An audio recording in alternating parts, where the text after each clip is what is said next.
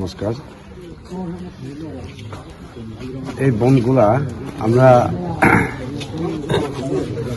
রিটার্নিস প্রার্থী এবং 3টা ডিমান্ড নিয়ে আমরা পদবল।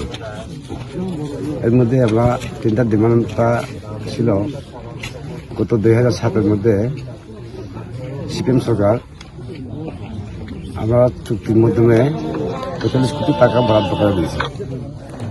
45 কোটি টাকা বরাদ্দের মধ্যে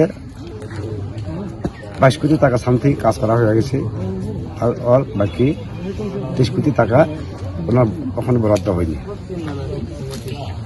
সে কারণে আমরা গভর্নমেন্টকে অনেকবার চিঠিও দিছি, মিটিংও তারা ডাকা হয়েছে আমাকে, তবু কিন্তু কোনো ছাড়া নাই। মিটিং বসন করা দেওয়া হয়েছে, এরপরে আর কোনো আমরা ছাড়া নাই। সেই কারণে চিঠিও বারবার দিছি।